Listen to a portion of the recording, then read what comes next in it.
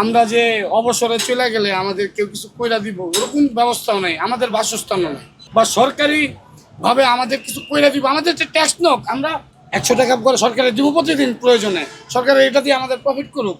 যারা মারা গেছে তাদের ফ্যামিলিগুলো আসলেও ভাই ভিক্ষা করে খায়। ভাইরাল হবো এই জন্য বক্তব্য দিন, আপনি বলছেন আমি দিছি, কিন্তু আমি চাইতাছি যে এই ছাত্ররাও গেলাম আমাদেরই সন্তান, আমার ভাইয়ের সন্তান, আমার কোনো চাকরিজীবী ভাইয়ের সন্তান, আমাদের এই ফ্যামিলি। আমরা তো তাদের শত্রু না।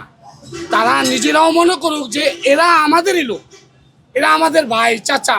এর গায়ে যদি আমি একটা হাত তুলি, আমার চাচার গায়ে হাত তোলাইব, এর গায়ে যদি একটা হাত তুলি, আমার বাবার গায়ে হাত তোলাইব। তারা যদি এটা মনে করে রাস্তাঘাটে চলাফেরা করে, তাহলে আমি মনে করি সবাই সুশৃঙ্খলভাবে চলাফেরা করতে পারবে। আমি মনে করি যারা সুশিক্ষায় শিক্ষিত হইতে চায় তারা অবশ্যই পরিবর্তন হবে, কারণ সুশিক্ষায় আচরণবিধি খারাপ থাকে না, কুশিক্ষায় আচরণবিধি খারাপ থাকে।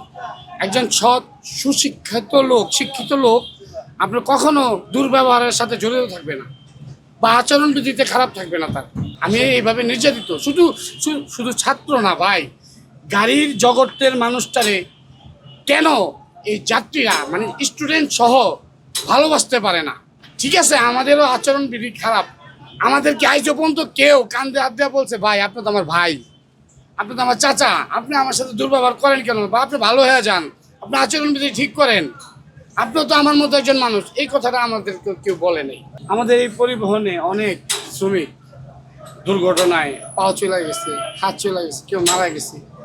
যারা মারা গেছে তাদের ফ্যামিলিগুলো আসলেও ভাই ভিক্ষা করে খায়। একজন বাংলাদেশের চালক, তার ফ্যামিলি ভিক্ষা করে খায়, শুনতে আমার কাছে খুব খারাপ লাগে ভাই। কারণ আমাদের কাছে আমাদের মতো লোকেরই কেউ দেখার মতো নাই, আমাদের প্রফিট নাই।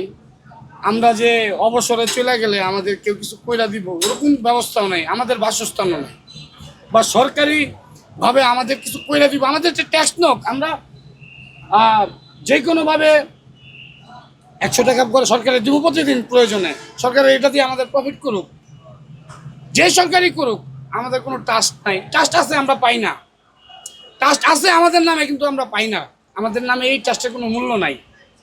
আমরা চাই যে এই শ্রমিকরা বাংলাদেশের একজন জাতি, বাংলাদেশের একজন নাগরিক, এবং এরাও 10টা সমাজের মানুষের মতো মাথা উঁচু করে বাঁচুক। আর আমি যে কথাগুলো বলছি, আমি কারো মানে বিরোধ শত্রুতা আমি করে বলিনি যে তার সাথে আমার বিরোধ আছে, পারিবারিক শত্রুতা আমি আছে। আমি নির্যাতন ছইছি বিঠায় আমি বলছি আমি এই নির্যাতন ছই আইছি। আমার কেউ মারতে আসে, ওই ভাড়া নেওয়ার তর্ক হইলে কন্ট্রাক্টরে টাইনা নিয়ে যায়, মারতে যায়। একটা লোকের যদি ভাই গাড়িতে 4 জন 5 জন 10 জন 15 জন লোকে মারে, ওই লোকটা বাঁচে, ওই লোকটার বাঁচার ক্ষমতা থাকে। কিন্তু আমি ওই পরিবহন শ্রমিক এরকমভাবে অনেক নির্যাতিত হয়েছে, আমাদের কোনো বিচার নাই।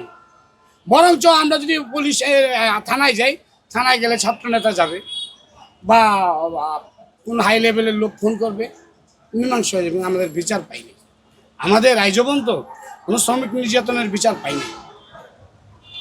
আর বিশেষ করে হইলে আমি একটা কথা সরকারের কাছে খুব মানে প্রার্থনা অনুসারী কই যে সরকার আমাদের এই পরিবহনের জন্য কিছু করুক, এই পরিবহন শ্রমিকদের জন্য কিছু করুক। এটা আমার কর্মজীবনের আজকে 32 বছর কর্মজীবনের, এই 32 বছর ধরে আমি নির্যাতন দেখতেছি, সইতেছি, এবং আমিও নিজে কয়েকবার নির্যাতন সইছি।